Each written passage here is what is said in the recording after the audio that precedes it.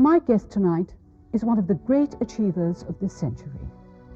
From a single newspaper, he's created the biggest multimedia empire encompassing our planet. He is, of course, one of the most powerful men in the world, Rupert Murdoch. With little appetite for personal fame, rarely giving interviews, Rupert Murdoch has become over time the center of myth and speculation.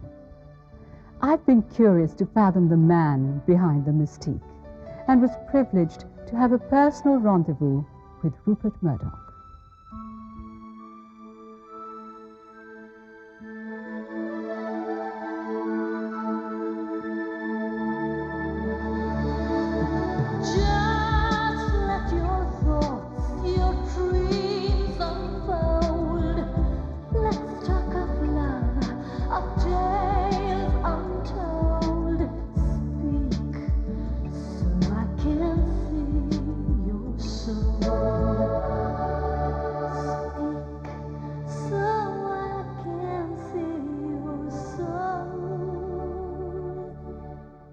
It's a rare honor to talk to you, Mr. Murdoch. Thank you for giving me the privilege and for being my guest. Thank you. It's my pleasure. For a man who owns a media empire, you've been remarkably reticent about yourself. A new autobiography and just a handful of interviews over the decades. Do you feel that people really know Rupert Murdoch, the man? I'm not too worried. You have to let the record judge it. And, people have written books about me. I never read one.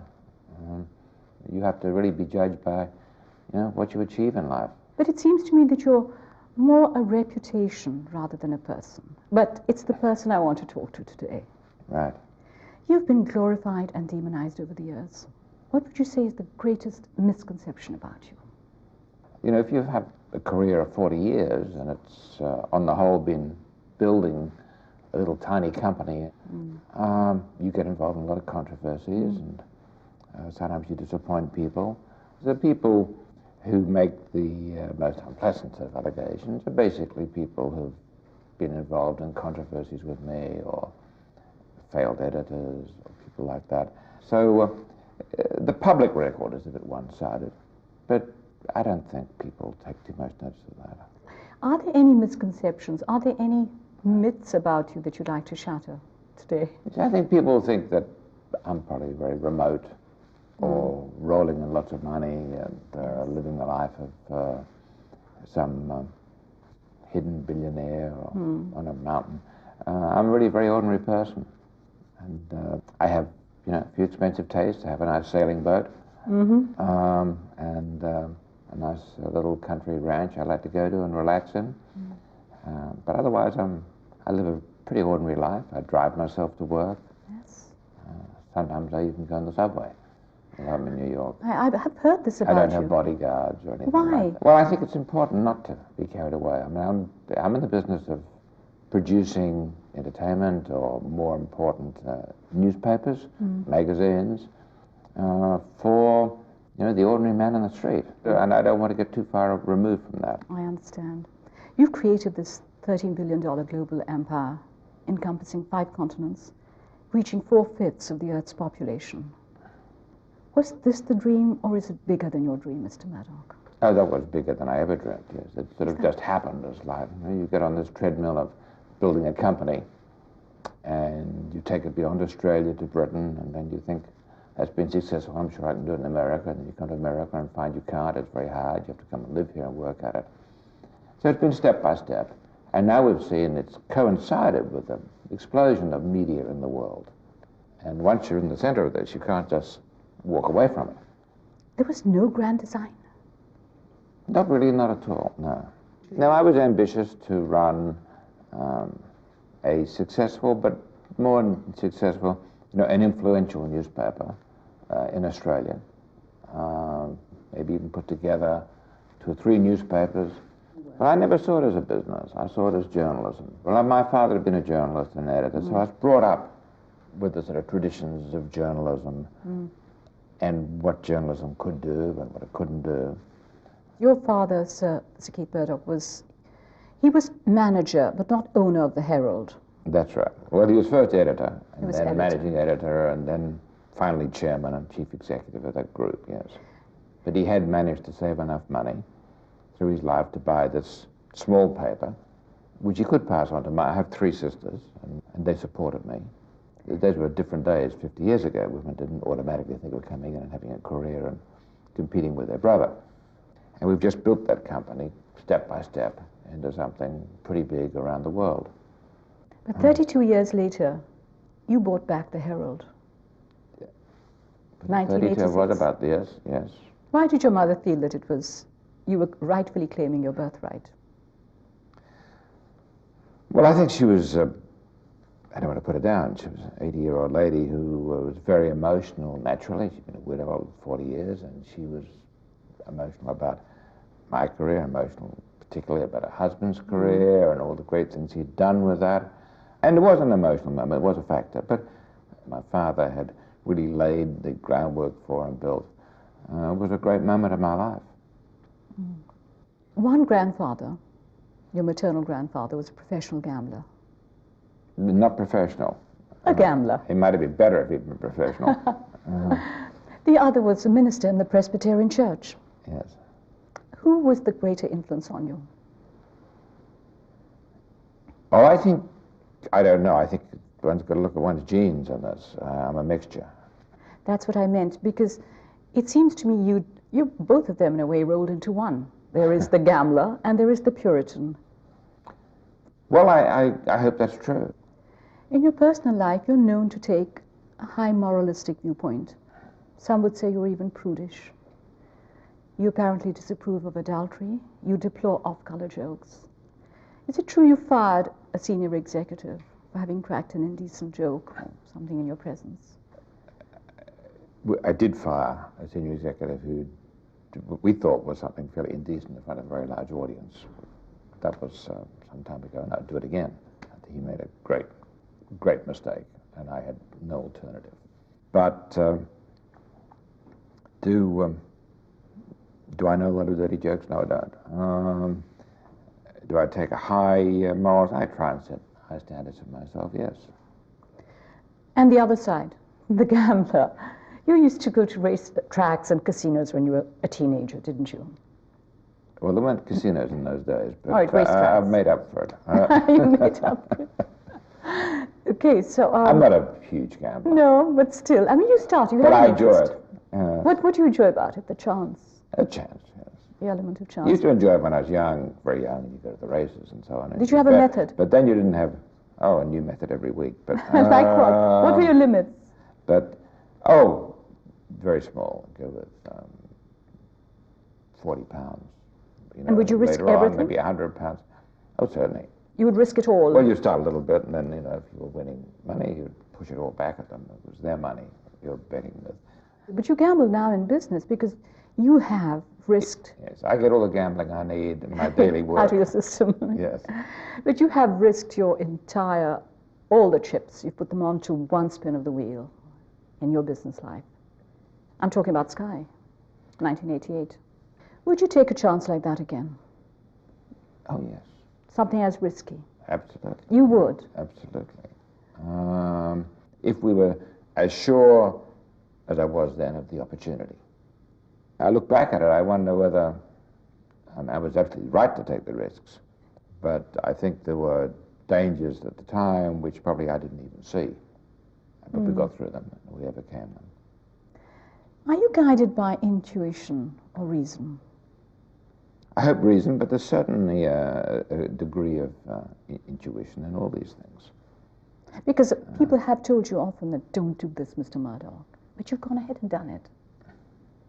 And sometimes they were right, sometimes I was right, but I was right often enough to have survived it.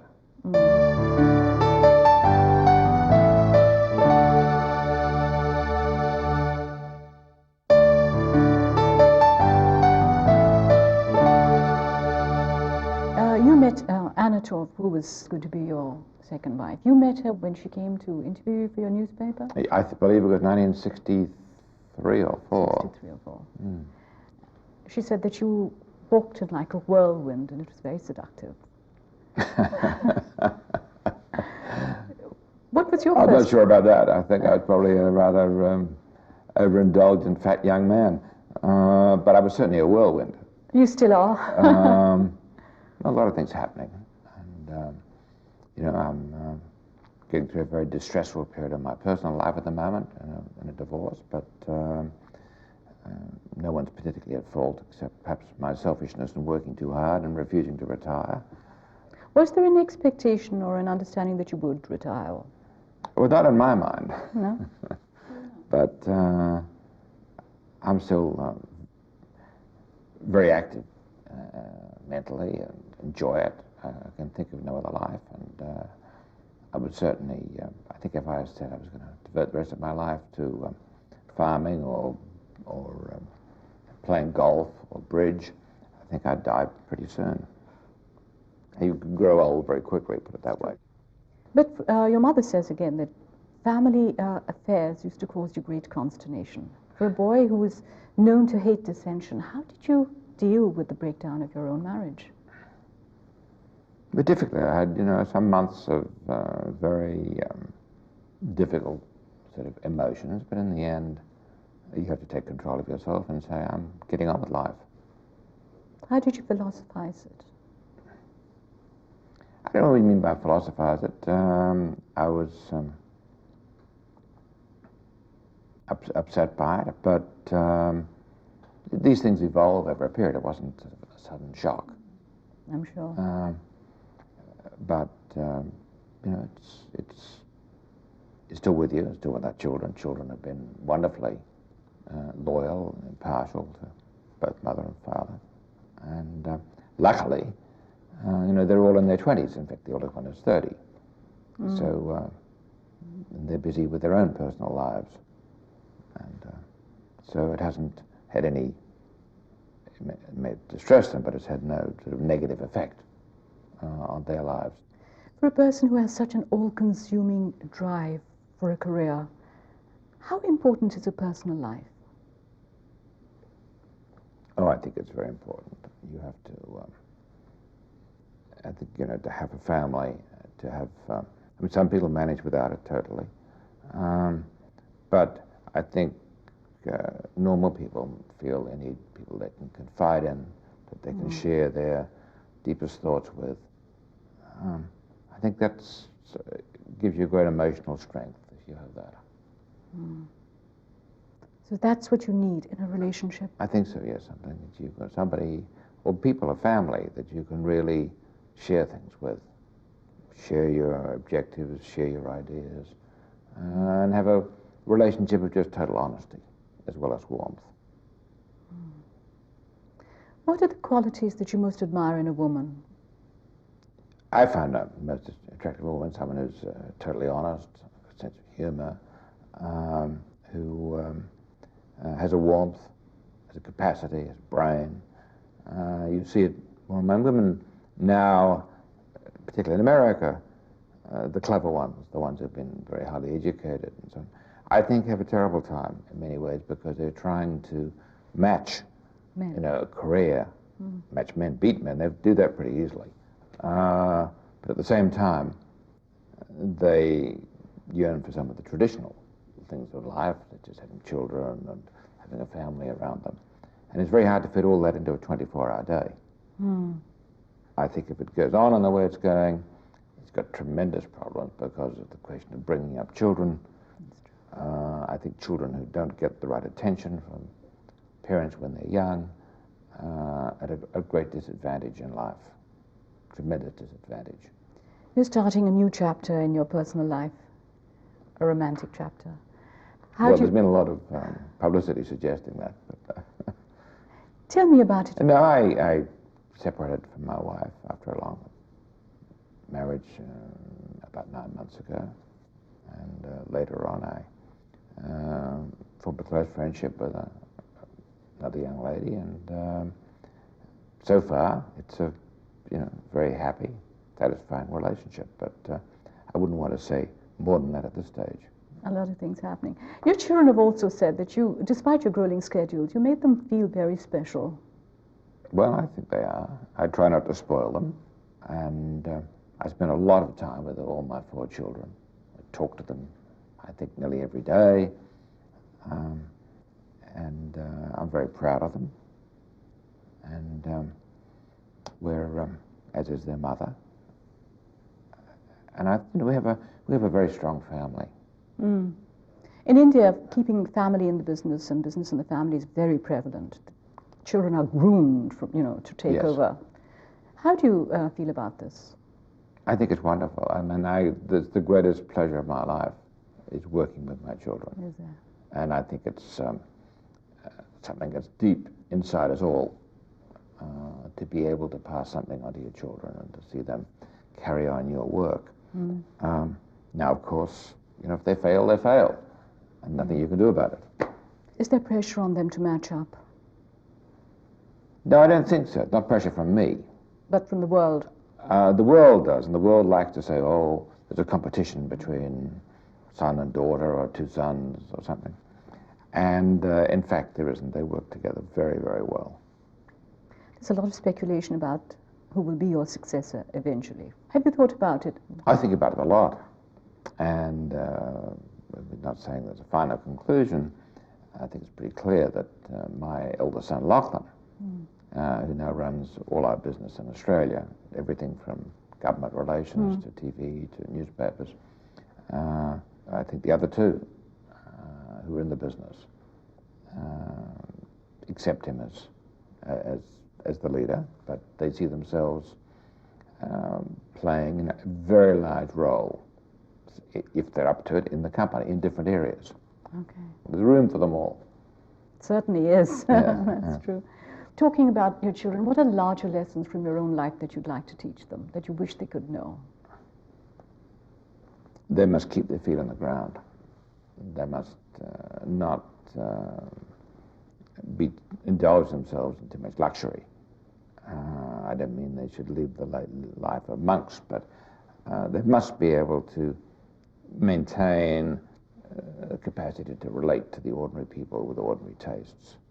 If you're going to be in the communications business, you really must have that. But you seem to spend so much time in your work and in your career. What sort of things do you enjoy doing apart from work? I enjoy the interpersonal relations with my senior executives. And that's part of work. That's work. I enjoy, I love it when I'm with the newspapers, involved in that. It's also work. It's all work, yes. Is there anything you like doing that's not work? That's not part of your work? Not really. Yes, I mean, I have a ranch. It's very nice to go for long walks and relax. I have a sailboat, which I'm planning to sail across the Atlantic, and that'll be pretty relaxing, although I've got a good telephone service on it. Even the smallest boats these days, you can be hooked up to a satellite. You work on that telephone all the time, don't you? No, perhaps for an hour in the mornings, and then we'll relax and read. People say that you are able to take your victories and setbacks with a great deal of equanimity. This is actually quite a Hindu philosophy. How did you arrive here? Well, I think experience. I feel you've got to develop we call it thick skin, if you like, so that when you have a failure or when you're being attacked very strongly, you've got to be able to brush it off and say that's life and move on to the next thing. But I think you've got to become philosophical about it, or else you die. You get stressed out, and that's very dangerous for your health. That's true. What would make you lose a night's sleep today? A problem that I felt that I didn't know how to handle, or I don't lose many nights' sleep. Sometimes the only time is when you're very tired and you've got a lot of problems. Then the problems seem to get much bigger in the night. But that's a signal. Have a holiday.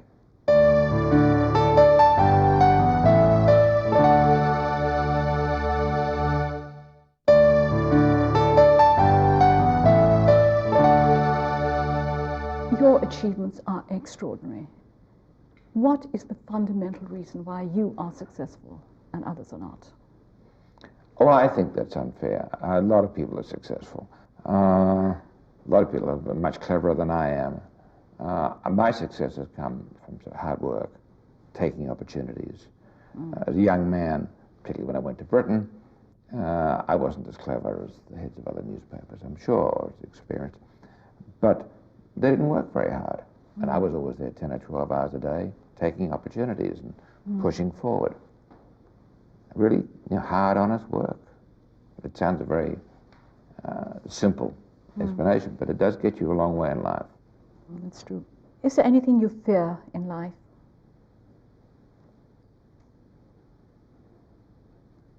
Yes, there's an interesting book written by Mr. Grove, that of Intel. He says, only the paranoid survive.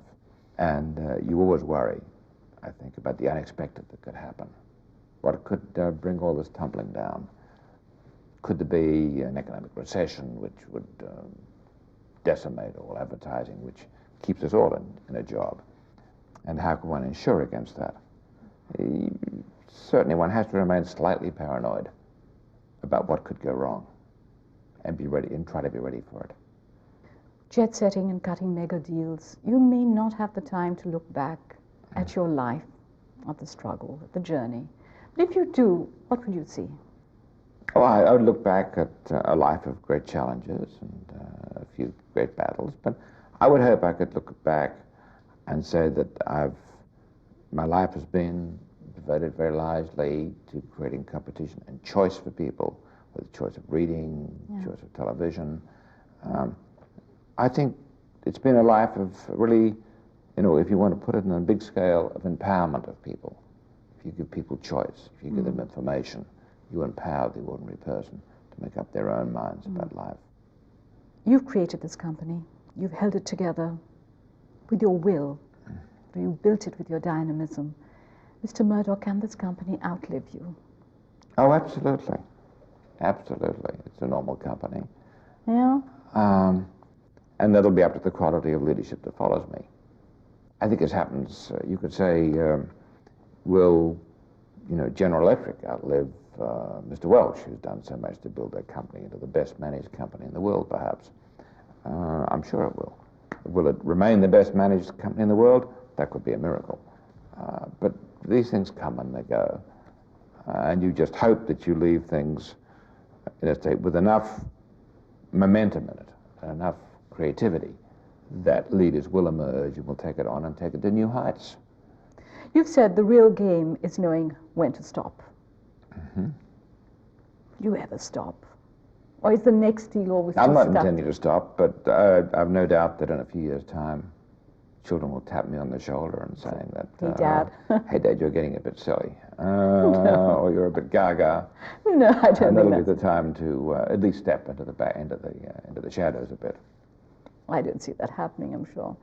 But tell me, if a film were to be made on you, who would you like to play Rupert Murdoch? I really never thought about that. Never thought about that. You think about it. An actor, he may not like the idea, but I admire enormously, and what he's doing is someone like Sean Connery. Yes.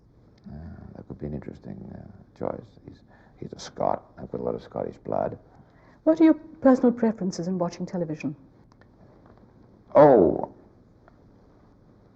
I'm a lazy watcher of television, unless it's a very extraordinary drama. I love good comedies.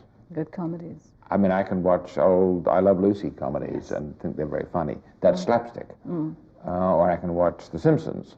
And you can watch the same show again and again and find new jokes in it. It is brilliant and plays at all levels. Tell me your all-time favorite song. Oh. I can't think quickly. I'm not musical enough to give you an answer to that. If you were wooing a woman, what music would you like playing in the background? That's interesting. Some people call me a romantic. I don't know if I'm a romantic. Are you to romantic? that extent? Someone like Celine Dion with her Yes. great hits, I think that could be very romantic. Who do you consider the most beautiful woman?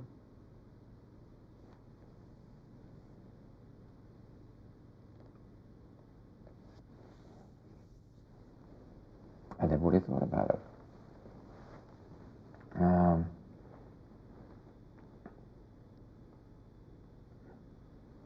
I never thought about it. You mean the most beautiful woman physically? Your idea of beauty, yes. I can't give you an answer on that. I mean, there are many, many beautiful women one admires.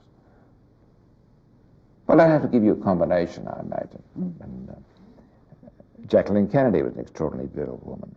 I only had conversations with her on 3 or 4 occasions, and she could be very interesting. At other times, not so interesting. One wondered really what her values were, but she was a very beautiful lady with a wonderful face. You know, the modern film star, one reads about Sharon Stone or someone much younger, like Carmen Diaz, who is, I think, a great beauty, but she has this wonderful freshness and naturalness to her. So you want a combination of these things. Who's your favorite cricketer? Oh, that's easy, because he remains an acquaintance of mine, although he used to be a friend when I lived in Adelaide. Of course, it was Donald Bradman. One honest confession. Oh, yes, I think that I get obsessed and I become very selfish with my time. There are times when I find myself being inconsiderate to others because I'm have preoccupations in other areas. But that's something one's got to watch always. And I certainly am guilty of being inconsiderate to other people who are close to me. At times I shouldn't be. Someone said that so compelling is the personality of Rupert Murdoch that people feel they have his attention forever, but actually it's just on loan. I want to thank you so much for giving me your company on loan this evening. Thank you for this rendezvous. Thank you very much indeed. It's been a great pleasure.